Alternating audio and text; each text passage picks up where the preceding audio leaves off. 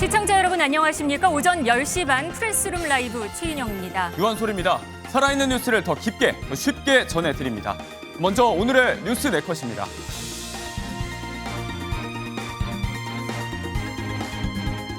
윤석열 대통령의 탄핵 선고 후 72시간째입니다. 윤석열 전 대통령은 아직 관저에 머물고 있는데 이번 주에는 거처를 옮길 것으로 전망됩니다. 한 해에 내는 세금만 27억, 화제 드라마 출연보는 통편집, 탄핵 승복 메시지를 내놨지만 여전히 화제인데요. 이분 전한규 씨 얘기입니다. 조기 대선 레이스가 개막했습니다. 민주당 이재명 대표의 독주소 국민의힘 잠룡들이 활발히 움직일 조짐입니다. 이 둘 중에 누가 조은현 구단일까요? 연기 천재 이병헌 씨의 열연이 또 화제입니다. 영화 승부로 극장가가 뜨겁습니다. 프레스룸 라이브 지금 바로 시작합니다. 재판관 전원의 일치된 의견으로 주문을 선고합니다. 탄핵 사건이므로 선고 시각을 확인하겠습니다. 지금 시각은 오전 11시 22분입니다.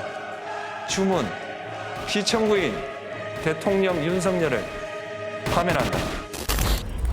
이것이 21세기 법치주의 대한민국에서 일어날 수 있는 일인가 참담한 심정입니다. 위대한 국민들이 위대한 민주공화국 대한민국을 되찾아 주셨습니다.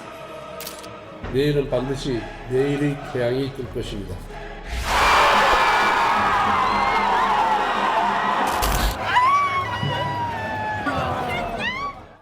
네, 지난 금요일 헌법재판소는 윤석열 대통령을 전원일치로 파면했습니다. 윤 전 대통령은 아직 관저에서 떠나지 않고 있는데요. 60일 이내에 치러야 하는 조기 대선을 둘러싸고 정가는 바삐 움직이고 있습니다. 자, 오늘 정광재 국민의힘 대변인, 서재현 더불어민주당 국민소통위 부위원장, 그리고 이고은 변호사 세 분 모셨습니다. 어서 오세요. 안녕하세요. 네, 윤석열 전 대통령이 파면된 지 나흘째입니다. 지금 관저에 머물면서 어제는 두 번째 메시지를 냈는데요. 변호사님, 먼저 이 내용 한번 정리하고 갈까요? 네, 그렇습니다. 헌재 결정이 나온 직후에 국민들을 위해서 일할 수 있어서 감사했다라는 윤 대통령의 메시지가 나왔는데요. 이번 6일에도 또다시 두 번째 메시지가 나왔습니다. 그런데 이번 메시지 같은 경우에는 윤석열 대통령을 지지했던 이 국민 변호인단에 국한된 메시지다라고 지금 해석이 되고 있는데 네. 그 내용을 좀 살펴보겠습니다. 지금 보이는 그림이 이 세 장짜리입니다. 국민 변호인단 여러분 하고 시작되는 이 내용인 거죠? 네, 그렇습니다. 아마 그간 윤 대통령을 위해서 싸워주고 지지해 주셨던 이 국민 변호인단을 향한 메시지다라고 우리가 보여지는데요. 이제 이번에 메시지에서는 뜨거운 나라 사랑에 윤 대통령은 이 절로 눈물이 났다라면서 지지와 성원에 깊이 감사한다라는 소감을 밝혔습니다. 그러면서 윤 대통령을 지지했던 이 청년 세력들에게도 메시지를 내놨는데요. 이 나라의 미래의 주인공은 청년 여러분이다라면서 자신감과 용기를 가져달라라면서 이 대통령직에서 내려왔지만 늘 여러분 곁을 지키겠다 이런 메시지를 내놓았습니다. 네, 제가 지금 갖고 있는 이 종이가 저 종인데요. 세 장짜리고 PDF 파일로에서 큰 폰트로 이렇게 나와 있습니다. 여기 보면 국민 변호인단 여러분이라고 시작을 하고요. 이 안에는 청년 학생들의 외침도 들었습니다. 청년 여러분, 이 나라의 미래의 주인공은 바로 여러분입니다. 오늘의 현실이 힘들어도 결코 좌절하지 마십시오. 이렇게 청년 학생들의 청년 여러분 세 번에 걸쳐서 이런 얘기를 했습니다. 그리고 대상이 청년 여러분, 국민 변호인단 여러분. 그러니까 윤석열 전 대통령을 지지하는 사람들을 위한 어떤 메시지였다라는 얘기도 있거든요. 대변인님 어떻게 보시나요? 이제 탄핵 선고가 이루어진 지 3일 정도 지났는데 네. 윤석열 대통령 변호인단에서 처음 한 게 납득하기가 어렵다라고 했어요. 그러나 납득과 수용은 다른 문제이기 때문에 저는 직간접적으로 윤석열 대통령이 헌재 판결에 승복하고 있다 이렇게 판단합니다. 청년과 관련한 이야기들을 계속하는 것은 이번 탄핵 재판 과정에서 그동안 정치에 조금 무관심한 계층이라고 판단됐던 이 청년들이 윤석열 대통령 탄핵에 대해서 굉장히 집단적으로 반대하는 움직임을 많이 보였습니다. 네. 이런 부분들에 대한 고마움을 표현하고 있다라는 생각이 들고요. 앞으로 뭐 대한민국은 2030 미래 세대들이 이끌어갈 국가이니만큼 윤석열 대통령으로서는 청년 세대들에 대한 고마움 또 앞으로에 대한 기대 이런 것들을 전반적으로 표현했다라고 판단합니다. 국민 통합과 관련한 메시지 전 윤석열 전 대통령이 빨리 내줬으면 하는 바람은 갖고 있지만 네. 그걸 또 뭐 내지 않는다고 해서 지금 이렇게 정치적으로 공세를 펼치기에는 무리한 시점이라고 생각합니다. 서재현 부위원장께서는 어떻게 생각하시나요? 그렇죠. 내용은 틀린 게 하나도 없죠. 네. 미래의 주인공 청년 여러분이고 자신감과 용기를 가져달라는 말씀 맞는데 네. 그전에 헌재의 수용, 재판의 수용하고 반성과 사죄, 국민 통합을 하지 못한 것에 대한 사죄는 해야 된다. 그리고 청년들이 왜 힘들었습니까? 윤석열 정부 들어서 2년 반 동안에 굉장히 경제도 힘들고 내란 행위로 인해서 모든 것들이 힘들다 보니까 청년들이 정치에 무관심한 게 아니고 불신하게 된 것이거든요. 그래서 네. 사죄해야 된다. 그래서 저는 윤석열 대통령이 그때 대선 후보 때 그래도 정말 훌륭하다는 것이 30대 청년 장관들을 많이 배출하겠다 약속하셨거든요. 네. 되돌아서 그것을 실천했다면 30대 장관이 국무회의에 있었다면 아마 12월 3일 날 다른 분들은 뭐 할 수 있다 하지만 이 30대 장관들은 왜 비상계엄을 해야 되냐 했을 때 말렸을 것 같은데 그런 것들이 저는 업보라고 생각하고 있습니다. 네, 지금 윤 전 대통령이 파면된 지 3일이 지났고요. 한 72시간째가 됐습니다. 아직 한남동 사저에 있는데요. 박근혜 전 대통령은 약 56시간 뒤에 삼성동 사저로 갔습니다. 8년 전에 박근혜 전 대통령 청와대 퇴거 당시 모습 저희가 준비했는데요. 함께 보시죠.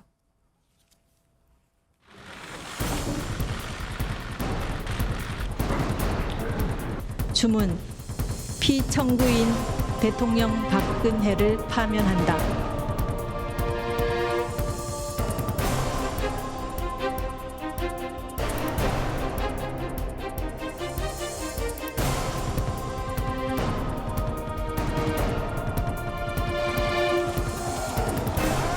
이게 뭐 하는 거냐고!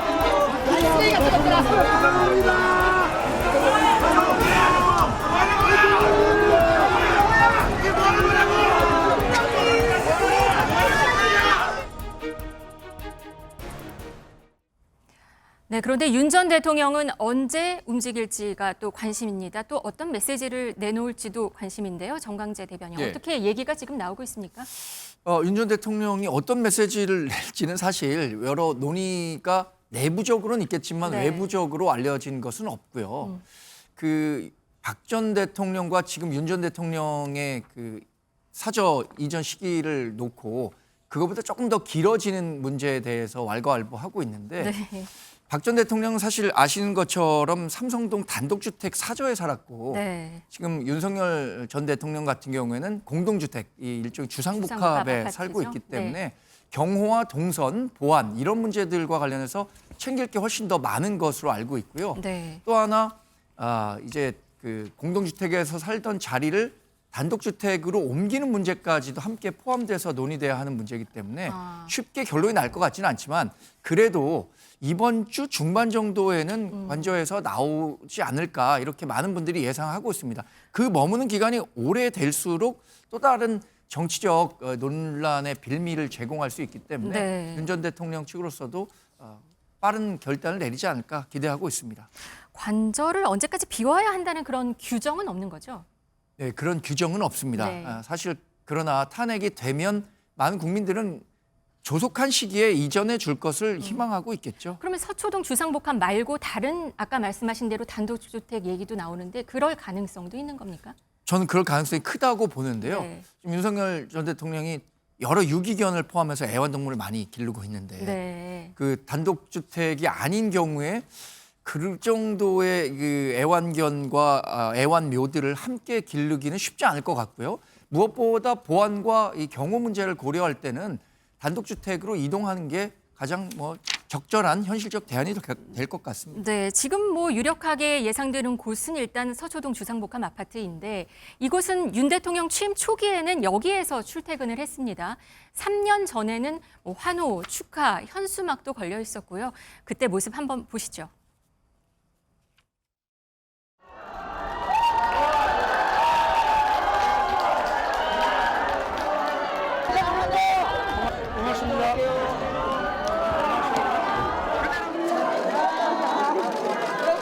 축하드립니다. 할아버지가 좋은 나라 만들 거예요. 열심히 노력할게. 여기 여사님한테 안녕하세요.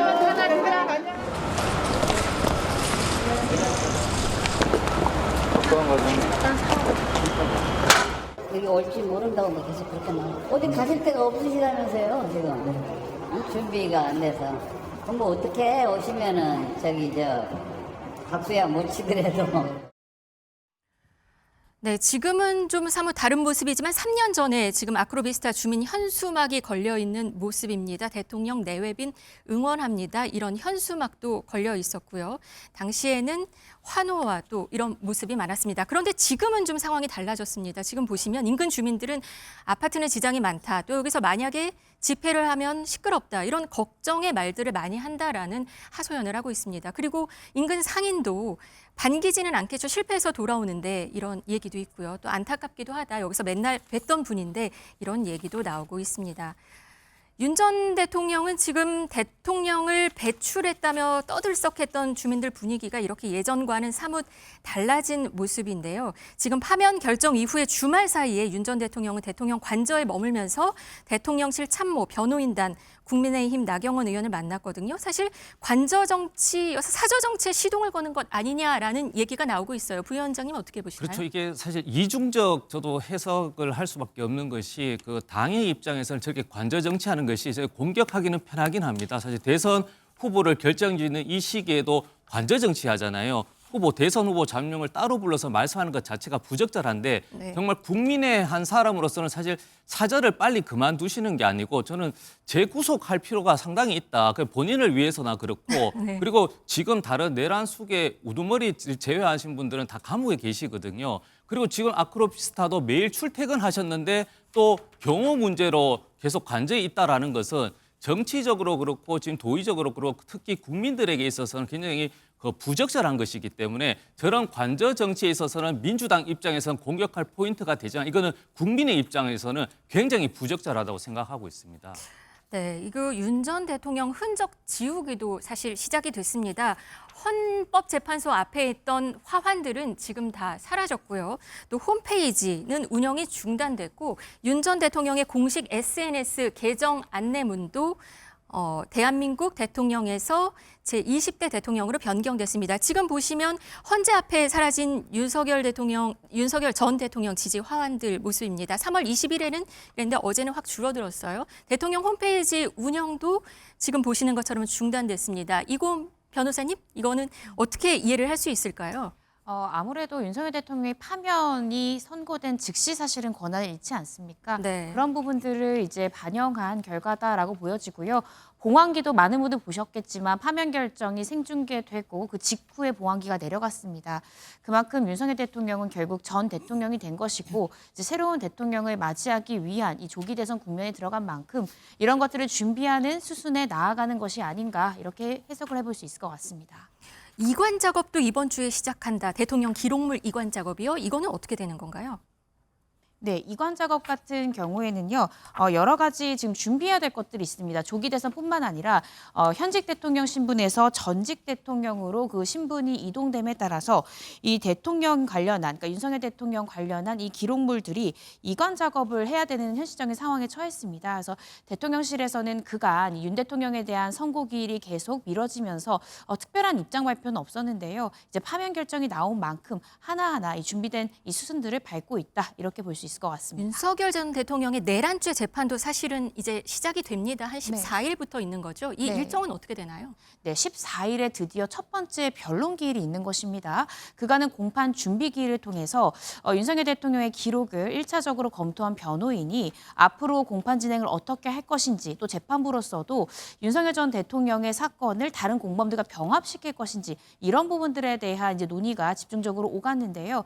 이제 첫 번째 기일이 시작하는 만큼 윤석열 전 대통령은 피고인 신분입니다. 피고인 신분은 무조건 이 형사재판에 출석을 해야 되기 때문에 아마 첫 재판 때는 14일이 있을 것인데 첫 재판 때는 혐의 사실을 인정하는지 또 증거 목록상, 증거 기록상 어떤 것들을 부동의할 것인지 이런 것들을 윤 전 대통령의 변호인을 통해서 입장을 밝히고 대통령의 입장도 변호인과 같은지 이런 것들을 확인하는 순서로 나아갈 것 같습니다.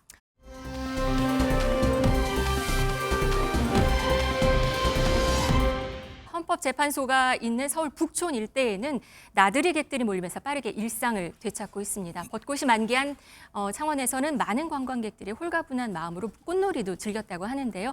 전민석 기자가 보도합니다. 야외 테이블에 앉은 연인들이 차가운 음료수와 함께 봄볕을 즐깁니다. 어린이는 엄마가 사준 과자를 먹느라 한눈 팔 새도 없습니다. 불과 며칠 전까지 싸늘한 긴장이 감돌던 골목에 어제는 봄 기운이 가득했습니다. 서울의 대표적인 관광지이자 헌법재판소가 있는 서울 북촌과 삼청동 일대입니다. 맛있는 거 먹고 맥주도 좀 마시고 좀 즐겁게 보낼 생각입니다.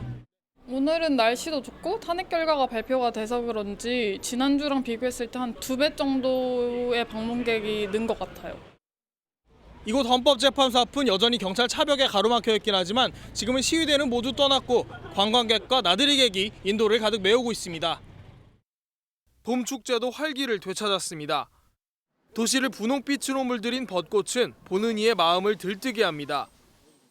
요즘 안 좋은 일도 너무 많아서 기분이 좀 우중충했는데 벚꽃을 보니까 좋은 것 같아요. 마음이 활기차지고 따뜻해지는 것 같아요. 큰 충돌 없이 탄핵 정국이 마무리되면서 대한민국은 빠르게 일상을 되찾고 있습니다. MBN 뉴스 전민석입니다.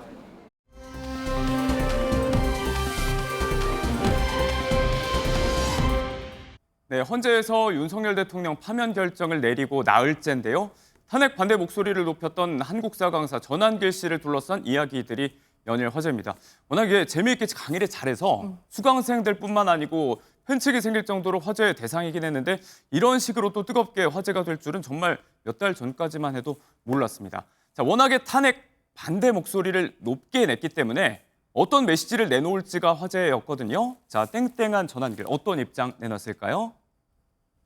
자, 헌재 결정에 대해서 승복 메시지를 내놨죠. 이고은 변호사님. 네, 그렇습니다. 사실 전환기 강사 같은 경우에는 헌재 결정이 나왔을 때 유튜브를 통해서 생중계하기도 했습니다. 네. 파면한다라는 주문이 나왔을 때 두 손을 머리로 감싸쥐고 괴로워하는 그런 모습을 보이기도 했는데요. 그럼에도 불구하고 헌재 결정이고 우리 사회는 법치주의 원리가 작동되는 만큼 이러한 결론에 승복을 해야 된다라면서 자신과 같은 뜻을 가지고 윤 전 대통령을 지지했던 지지층들에게도 이번 헌재 결정에 승복하기를 부탁드린다라는 메시지를 내놓았습니다. 그것이 바로 우리가 추구한 이 자유민주주의와 법치주의이기 때문이다라고 했는데요. 그리고 어제죠. 한 언론과의 인터뷰에서도 이 전한길 강사가 2030 세대에게 함부로 유혈 사태를 운운해서는 안 된다라는 메시지를 내놨습니다. 자, 탄핵 선고 당시에 많은 분들께서 현장의 생중계를 이제 TV로 지켜보셨고 전한길 씨 역시 자신의 유튜브 방송을 통해서 이 광경을 현장 중계하기도 했습니다. 당시에 조금 전에 변호사님께서 말씀을 하셨던 대로 두 손을 막 얼굴로 감싸고 한동안 충격받아서 움직이지 못하는 모습도 보였는데요. 자, 잠시 그 영상을 좀 보여드릴 수 있을까요? 보여드리고 오겠습니다. 주문, 피청구인 대통령 윤석열을 파면한다. 국민 여러분, 조금 전에 11시 22분에 헌법재판소의 선고 결과 윤석열 대통령에 대해서 탄핵안 인용해서 파면을 선고했습니다.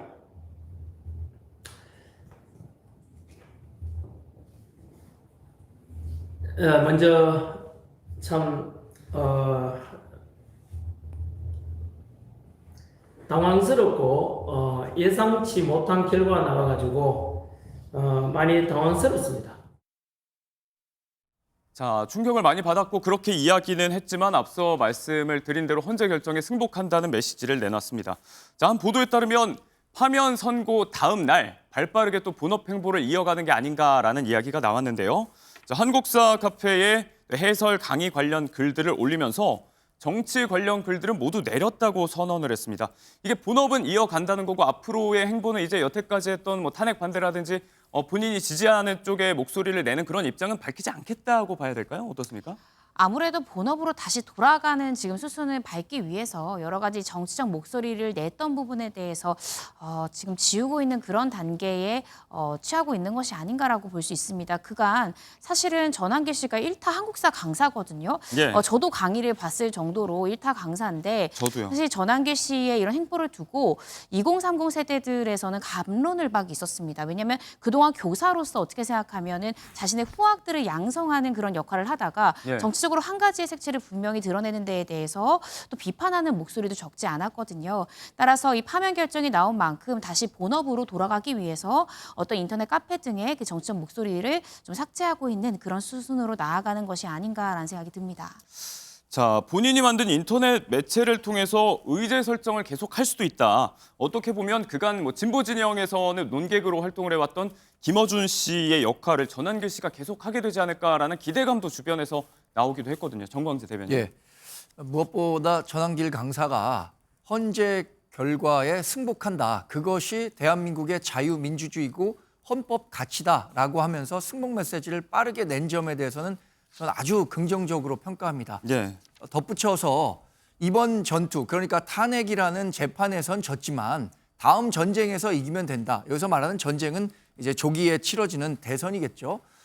우리 보수 진영을 하나로 묶으면 본인도 역시 목숨 바쳐서 승리를 위해서 나서겠다라고 한 것도 긍정적으로 평가합니다. 지금 그 전한길 강사가 탄핵 과정에서 주목을 받았던 이유는 저는 두 가지였다고 봅니다. 네. 본인이 갖고 있던 진정성이고요. 정치적 의도와는 상관없는 순수성이었다고 생각하는데 이 기간이 길어지면서 전한길 강사가 갖고 있는 진정성과 순수성에 대한 의문들이 좀 제기됐던 것도 사실이라고 생각합니다. 이제 본업으로 돌아갈지 아니면 본업으로 돌아간 가운데서도 정치적 메시지를 꾸준히 낼지는 전한길 강사의 의지에 따라 다르겠지만 저는 두 가지도 병행할 수 있다고 봅니다. 다만 그것이 본인들이 가르치고 있는 학생들과 자신의 정치적 메시지가 혼재해갖고 청년 세대들에게 혼란을 주면 안 되는 방향으로 가야 한다고 생각합니다. 자, 진짜 의중은 본인만이 알고 있겠죠. 아무튼 정치는 정치고 삶은 삶이니까 계속돼야 할 텐데 자, 본업 행보를 이어가려고 하는 전한길 강사에게 며칠 전에는 이제 웃지 못할 소식도 있었다고 또 보도가 있었습니다. 자, 최근에 굉장히 화제가 되고 있는 드라마죠. 폭삭 소가수다에 특별 출연을 했었는데 다 보신 분들은 아실 거예요. 끝까지 봐도 나오지 않습니다. 통편집 당하는 일이 있다고 본인이 직접 밝혔죠. 네, 그렇습니다. 바로 15화에서 이 아이유 씨가 인터넷 이 강의 기업을 설립을 하고요. 여기에 강사를 영입하는 그 장면에서 네. 이 전한길 강사가 실제 강사인 것처럼 이제 출연을 해서 화제를 모으기도 했거든요. 그런데 실제 방영된 분에서는 전한길 씨의 모습은 볼 수 없었고요. 예. 해당 장면은 단역 배우 연기로 대체가 되었습니다. 그래서 이 부분을 두고 이 전한길 씨도 입장을 밝혔는데요. 얼마 전에 제작사 측에서 편집됐다라고 통보해왔고 저도 이 제작사에 피해를 주고 싶진 않아서 그저 알겠다라고만 했다면서 만약에 전한길 강사가 이 보수 진영에 섰다면 이를 두고 블랙리스트다, 정치 탄압이다라는 보도가 나왔으면서 난리가 났을 텐데 이런 부분이 좀 아쉽다라는 취지의 입장을 밝혔고요. 그런데 이 제작사에서는 어떤 정치적인 견해를 전한길 씨가 냈기 때문에 통편집한 것은 아니고 공식적인 입장이. 네, 그렇습니다. 보다 수준이 높은 작품을 보여드리기 위해서 다양한 편집, 재촬영을 진행했을 뿐이다. 정치 이슈는 아니다라면서 선을 그었습니다. 사실 저는 이제 정주행 중인데 뒤까지 다 보질 못해서 일정 정도는 스포일러를 당한 느낌도 좀 있습니다. 자, 워낙에 화제가 되고 있는 드라마인데 탄핵 정국이기도 했고 전한길 씨가 나왔으면 드라마 흐름이 깨졌을 수도 있겠다. 이런 목소리도 나오고 있습니다. 서재원 비위원장님 보셨나요? 드라마? 네, 저도 탄핵 이후에 한 2회 정도 보고 있는데요. 네네. 재밌긴 한데요. 그 전한길 강사로 인해서 그게 무의식적으로 생각이 나더라고요. 저는 전한길 강사는 자유롭게 뭐 어떤 정치적 행위를 해도 되는데 책임을 져야 되잖아요. 저도 이번에도 마찬가지 이중적 행위 해석할 수밖에 없는 게 민주당 입장에서는 계속 저렇게 정치적 행위를 해주면 민주당에는 큰 도움이 됩니다. 보궐선거에서도 현장에서 계속 목소리를 내주시면서 대패했거든요, 국민의힘이. 그렇듯이 저는 역사학자면 그 팩트는 사실에 근거지 않습니까? 그런데 이 부분에 대해서는 민주당을 뭐 해산해야 된다. 헌법재판소도 탄핵에 대해서 만약에 기각을 해야지만 되고 인용했을 때는 또 여러 가지 공격적 메시지를 굉장히 많이 내셨거든요. 예. 그래서 저는 영화에서도 왜 이제 전한길 강사에 대해서 수준 높은 작품을 위해서 통편집됐다고 하면 이제 냉정하게 자신의 언행들이 있지 않습니까? 한번 네. 돌려보셔가지고 정말 사실에 역사하지 않으니까 사실에 근거해서 주장을 했는지 본인이 혹시 이제 몰입을 하다 보니까 정치 쪽으로 이제 너무 몰입했다 이런 평가가 있으시면 그에 대해 사죄하고 또 이제 건전한 정치 평론도 하시고 다양한 행위를 하게 되면 향후에 더 좋은 영화관에서도 볼 수 있길 저도 기대하고 있습니다. 네. 네, 정부는 조기 대선 일자를 6월 3일로 잠정 결정됐다는 소식이 들어와 있는데요. 이것은 내일 국무회의에서 확정이 됩니다. 조기 대선 시계는 이렇게 바삐 돌아가고 있습니다. 오늘 국민의힘은 9시에 비상대책위원회 회의를 열었고요. 민주당 최고위도 10시에 열렸습니다. 먼저 나온 내용들 속보 한번 정리하고 가시죠. 이고은 변호사님.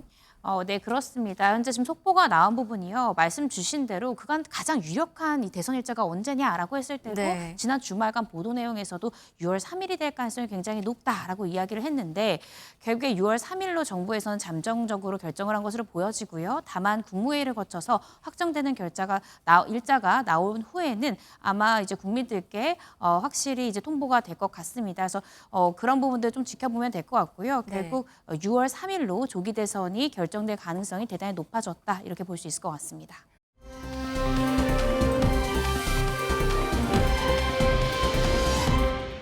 네, 정광재 대변인. 국민의힘의 지금 낮은 지지율이 좀 고심일 것 같습니다. 지금 현재 나오는 여론조사가 부담인 건 사실이죠. 네. 여러 여론조사, 뭐 MBN과 매일경제가 조사한 그 결과뿐만 아니라 다양한 여론조사 결과 정권 교체 여론과 정권 재창출 여론을 비교해 보면 오차범위 밖에서 정권 교체 여론이 높다는 게 우리 당으로서는 가장 뼈아픈 민심이라고 생각합니다. 네. 그러나 현재 나오는 여론조사 결과는요. 저는 개인적으로는 이재명 대표에 대한 지지율은 가장 높은 수준까지 올라가 있는 상태고요. 네. 국민의힘 후보로 거론되는 사람들은 아직 한 명으로 확정이 되지 않았기 때문에 여러 표가 분산됐고 또 탄핵에 따른 상심 때문에 여론조사에 적극적으로 응하지 않는다는 그런 측면도 고려해야 할 것 같습니다.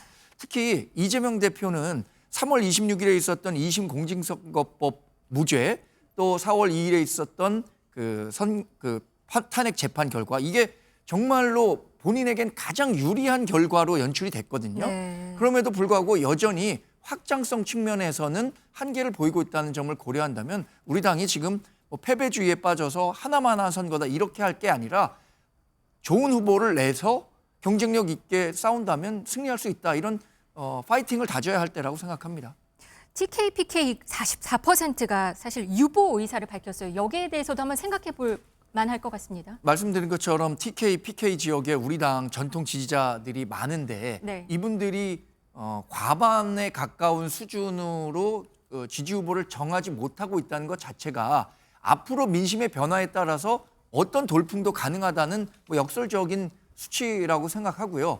결국에는 이재명 대표와 누가 경쟁력이 있느냐 이런 부분에 집중해서 우리 당을 지지하는 사람들 또 중도층에 있는 사람들 반 이재명 성향의 사람들이 전략적인 선택을 할 것이라고 기대하고 있습니다. 네, 일강이 없이 보수 잠룡만 한 10명 가까이 나온다는 얘기가 있어요. 지금 그림 보셔도 지금 출마를 얘기하시는 분들 뭐 몇몇이 퍼센테이지는 4%밖에 안 된단 말이에요.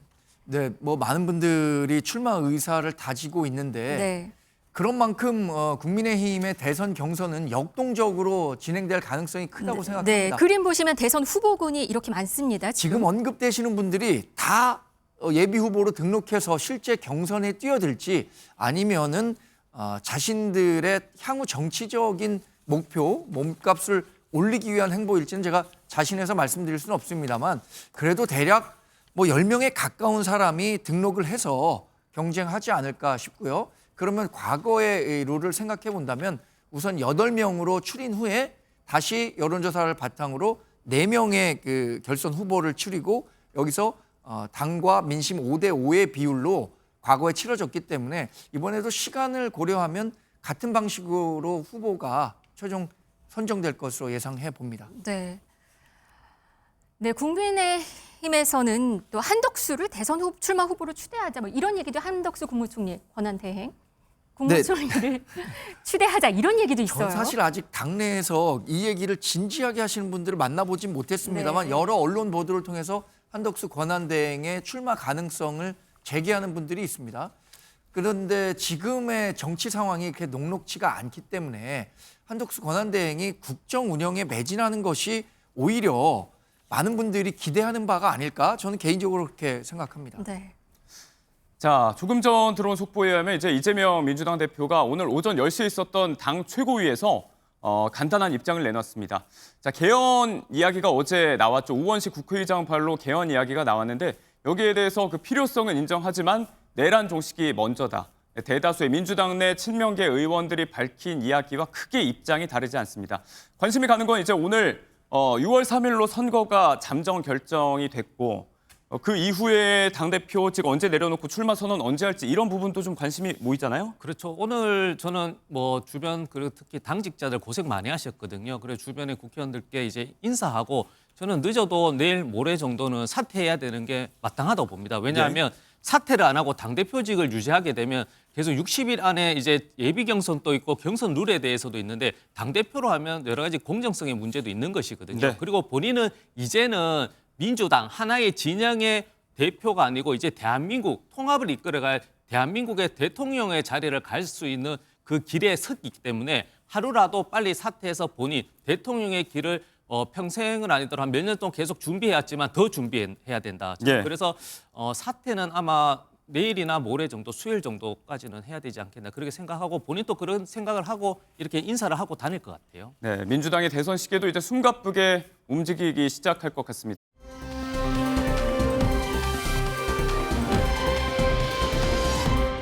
자, 트럼프 미국 대통령의 관세 정책에 대해서 국제적으로 관세 전쟁 촉발이 되고 있고요.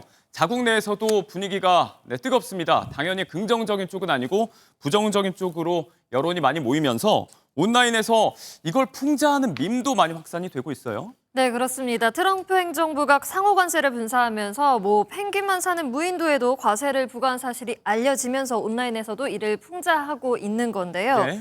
화면에서 보실 수 있는데 이 펭귄들은 빙하에 덮인 화산섬에 살고 있는 허드스섬, 맥도날드 섬에 살고 있는 펭귄들입니다. 지금 어디 있는 거예요? 지금 백악관 들어와 있는 거예요, 펭귄이? 네, 지금 이 백악관에서 이 젤렌스키 우크라이나 대통령이 백악관 방문을 했었던 당시 기억하시죠? 그렇죠. 그 모습을 풍자해 놓은 건데요. 그 자리에 이 펭귄이 대신해서 앉아 있습니다. 이거 어떤 의미로 활용이 된 건가요, 그러면? 그러니까 지난 2월에 이 젤렌스키 우크라이나 대통령이 백악관을 방문했을 때 정장을 언급하면서 정장 언급에 비난을 주기도 했었습니다. 네. 특히나 이 바로 오른쪽에 앉아 있었던 부통령, 벤스 부통령. 네, 벤스 부통령이 그런 지적을 해서 논란이 일었었죠. 정장 입고 오지 않았다. 네, 그래서 펭귄 정장 입었는데 관세 못 피했다면서 고맙다고 말하지 않아서 그러는 거냐라면서 영상과 사진을 게재하면서 온라인에서는 풍자화되고 있습니다. 아니, 그러니까 이제 트럼프 행정부가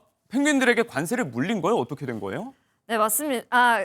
아니요. 이 펭귄만 사는 무인도에도 과세를 부과한 사실이 알려진 건데요. 사람이 없는 섬에 관세가 부과가 된 건가요? 네, 그렇습니다. 이 섬은요. 사람이 살지 않고 주로 펭귄만 서식하는 섬으로 알려져 있습니다.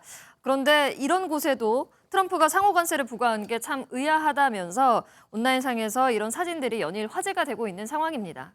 네, 자 여기에 또 트럼프 정부를 북한에 비유하고요. 또 이제 백악관 대변인 아주 유명한 분이 계시죠. 캐롤라인 레빗이라는 분이 또 화제가 되고 있는데 자, 이 대변인이 지금 옆에 나오는 한복을 입고 있어요. 북한 방송 아나운서와 비교하는 그런 이야기도 나오고 있거든요. 무슨 맥락인가요? 맞습니다. 캐롤라인 레빗 백악관 대변인이 지금 한복을 입고 있는데 북한의 조선중앙TV 아나운서의 모습을 표현하고 있는 겁니다. 그리고 보수적인 방송 폭스뉴스가 북한 방송으로 대변해서 나오기도 하고 있고요. 네.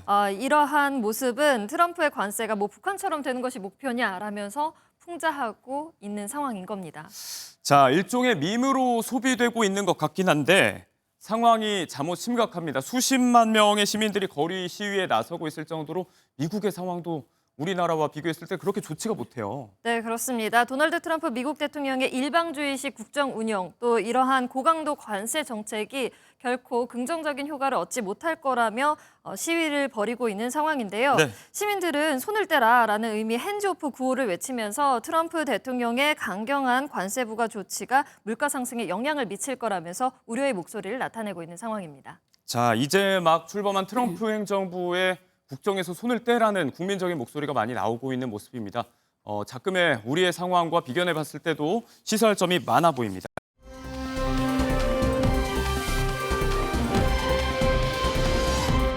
자, 다음 이야기로 넘어가겠습니다. 화제가 되고 있는 연예계 소식들 준비했는데요. 오늘 홍종선 기자님 모셨습니다. 안녕하세요. 안녕하세요. 자, 일단 이 이야기 먼저 해보겠습니다. 이분 덕분에 최근에 극장가가 다시 오랜만에 뜨겁습니다. 영화 승부로 돌아온 이병헌 씨가 여러 화제를 몰고 왔는데요. 자, 영상을 좀 보고 오시죠. 바둑이 신하가 된다고 일단 지진 않을 것 같습니다. 왜 나한테 배우고 싶은데? 아저씨 바둑이 제일 세다면서요. 나부터 선생님이라고 불러. 실전에서는 기세가 바람이야. 기세에서 밀리는 거야. 사제 대결이라. 이거 빨라도 너무 빠른데. 이러다 진짜 창한테 잡아먹히는 거 아니야? 아직 10년은 이르지. 상대가 누구든 이기는 게 프로의 더 어렵지. 이것이 승부니까. 자, 잠깐 이 연기 천재 이병헌 씨의 열연 장면들 하이라이트로 모아서 봤습니다. 거의 관객 150만 명 돌파를 목전에 두고 있다고 하는데 두 분께서는 영화 보셨어요? 네, 봤습니다. 보셨어요? 아직 보진 못했지만 저도 이번 아직 못 주말에 봐서. 꼭 보러 갈 예정입니다. 네. 방금 영상에서 보고 오셨듯이 이 사제 대결, 바둑하면 떠오르는 두 인물이 있죠. 바로 조훈현 국수와 이창호 국수인데요. 이 둘의 대결을 실화를 그린 영화가 바로 영화 승부입니다. 네. 영화 승부에서 이병헌 씨가 조훈현을, 배우 유아인 씨가 이창호 역을 연기를 했는데요. 네. 이병헌 씨는 대한민국 바둑 레전드 조훈현의 모습을 아주 연기를 잘 표현해냈다면서 극찬을 받고 있는 상황입니다. 조훈현 구단과 이창호 당시 두 사람이 이제 대국 장면을 박진 아나운서는 못 보셨잖아요. 그렇긴 하지만 제가 영상으로나마 찾아서 봤습니다. 네, 저도 사실 이 대국이 있을 때 너무 어렸어서 직접 보진 못했지만 워낙에 전설적인 대국으로 많이 알려져 있어서 이야기는 많이 들었었는데요. 이게 실존 인물을 모티브로 한 영화라서 더 화제가 되고 있는 것 같아요. 맞습니다. 사실 이제 이 영화 제작사 이제 월광인데요. 제가 이 월광의 대표이자 또 감독입니다. 범죄와의 전쟁, 나쁜 놈들 전성시대 윤정빈 감독이 예전에 이제 부산영화제에서 뵀을 때 바둑 관련 영화를 만들려고 한다. 조훈현과 이창호의 얘기를 만들려고 한다. 네. 그 얘기를 들었을 때 만들어지기 전부터 굉장히 기대가 됐었고 개인적으로도? 제가 워낙에 저는 이제 조훈현, 이창호 이 두 분의 대국도 봤었고 또 제가 그때 마침 조훈현 씨의 책을 읽었던 터라 정말 좋은 영화가 될 것 같다 했고 당시 윤정빈 감독도 조훈현이 주인공이 될 것이다 했었어요. 예. 그런데 그 주인공이 이병헌 씨의 캐스팅이 됐고 그리고 과연 이창호를 누가 할 수 있을까 했는데 이제 유한 씨가 캐스팅이 됐고 당시는 이제 물이 전이어서 굉장히 이제 두 사람의 캐스팅이 화제가 됐습니다. 그리고 드디어 이 영화가 공개가 됐는데 네. 지금 이병헌 씨에 대한 뭐 찬사도 물론이고 유아인 씨 지금 무리를 빌어서 자숙 중인 가운데도 네. 또 이제 누리꾼들의 댓글을 보면 굉장히 연기 자체에 대한 호평은 이어지고 있어요. 뭐냐 하면 예. 두 사람이요. 야, 이 명배우들은 손가락으로도 연기를 하나 싶은 게 그냥 바둑돌을 놓는 게 아니라 예. 만약에 이게 지금 조훈현 구단이 휘몰아치면서 칼을 휘둘러서 화려한 전쟁을 하는 것 같다 하면은 이병헌 씨의 손도 그래요. 그리고 하다못해 상대를 제압했을 때 미리 다리를 떠는 습관이라든가 네. 두 다리를 다 의자 위에 올려서 한 다리를 세우고 이렇게 앉는 모습 이런 것까지 똑같고 유한 씨도 멀리서 봤을 때 카메라가 줌인해서 들어가기 전에는 예. 정말 이창호가 앉아있나 싶을 정도로 굉장히 두 사람이 그리고 특히 이제 이 이창호 국수는 굉장히 반집 싸움이라도 이기는 게 중요하다는 방어의 전략을 펼치는 그런 모습을 또 유한 씨가 그대로 재현을 해냈습니다. 네. 그래서 굉장히 호평이 이어지고 있는데 특히나 조훈현 국수는 나 이병헌을 봤을 때 이거 나인가 내 사진인가 했다 할 정도로 또 엄지척 손을 들어서 호평하고 있습니다. 자, 고수들이 펼치는 연기에는 이제 손가락 끝에도 혼을 실을 수가 있나 봅니다. 워낙에 이런 사전 준비가 있었기 때문에 조금 전에 말씀하신 것처럼 조훈현 구단 본인조차 내 모습인 줄 알았다라고 놀랄 정도였다고 하는데요. 자, 이창호 기사의 이제 모습을 어떻게 그려낼지도 굉장히 관심이 모였는데 최근 화제가 되고 있는 드라마 폭삭 소가수다의 박보검 씨가 사실 이 연기가 원조라면서요? 먼저 했죠. 2015년, 16년에 방영이 됐던 드라마 응답하라 1988. 여기서 박보검 씨가 최택이라는 어떻게 보면은 천재 소년 기사 역할을 했었어요. 네. 근데 이 당시에서 보면 극 중에서 11살에 이 프로 바둑에 입문을 하고 그리고 13살에 세계 최연소 타이틀을 거머쥐고 그리고 이 드라마의 배경이 되는 이게 1988년 서울 도봉구 쌍문동을 배경으로 해서 예. 청춘들의 사랑과 우정을 그리는데 여기서 어떻게 보면 박보검 씨가 맡은 최택이 이제 막내거든요. 네. 막내인데 1988년 당시에 중국에까지 가서 뭐 중국 이제 선수들도 국수들도 다 물리칠 만큼의 어떤 세계 정상에 있는 모습을 그렸는데 네. 이게 드라마가 방영되던 도중에 이게 이창호 국수가 이제 어떤 모티브가 된 인물이다 하면서 굉장히 다시 한번 최택이 이제 주목을 받았는데 네네네. 이번에 지금 폭삭 소가수다가 인기죠. 영화 승부가 개봉을 했죠. 이 이슈가 또 두 개가 맞물리면서 다시 한번 박보검의 최택 연기가 또 한 번 주목을 받고 있습니다. 자, 거기서 박보검 씨가 펼친 이창호 구단의 캐릭터 역시 좀 과묵하고 묵직한 순정남으로 인기를 많이 끌었었는데 지금 또 화제가 되고 있는 드라마 속의 박보검 씨의 모습과도 좀 묘하게 겹치는 부분이 있는 것 같습니다. 이야기 돌아와서요. 연기 천재 이병헌 씨 이야기 조금 더 해보자면 또 하나의 전성기가 또 오는 것 같다라는 이야기가 나오고 있어요. 이제 이병헌 씨 본인만이 아니고 가족 전체에 대해서도 많은 생활상들이 조명을 좀 받고 있는 것 같아요. 맞습니다. 최근에 배우 이민정 씨가 얼마 전 개인 유튜브 채널을 오픈하면서 여기서 이병헌 씨의 모습을 아주 살짝 목소리로나마 볼 수 있었는데요. 목소리만 나왔죠. 정말. 네, 이 영화 승부의 VIP 시사회를 찾아간 모습을 영상에 담아서 눈길을 끌었습니다. 이민정 씨가 공약을 내걸기를 뭐 구독자 50만이 넘으면 남편 이병헌 씨를 공개하겠다라고 했기 때문에 얼굴은 담기지 않았고 목소리만 아직은 못 나갔습니다. 넘어서 네, 모자이크 그렇습니다. 처리가 됐다고 하더라고요. 그래서 이병헌 씨가 아주 짧게 승부 재밌습니다 라면서 아주 짧게 소감만 얘기했는데 그 모습이 두 부부의 귀여운 모습이 담겨서 누리꾼들은 미소가 절로 지어진다는 반응을 보이기도 했습니다. 네, 아들도 잠시 또 공개가 됐다면서요? 네, 그렇습니다. 이민정 씨 아들 준우 씨가 이 영상에서도 나타났는데요. 제작진의 말에 엄마가 이렇게 연예인인 거 알고 있냐, 유튜브 방송 시작하는 거 어떠냐라는 말에 잘 알고 있다, 되게 긍정적으로 보고 있다라고 네. 이야기하는 아이의 모습에 누리꾼들의 반응은 아주 화기애애한 모습이었습니다. 네, 작품도 잘 돼가는 와중에 이렇게 훈훈하고 밝아 보이는 가족사까지 같이 조명이 되고 있는 것 같습니다.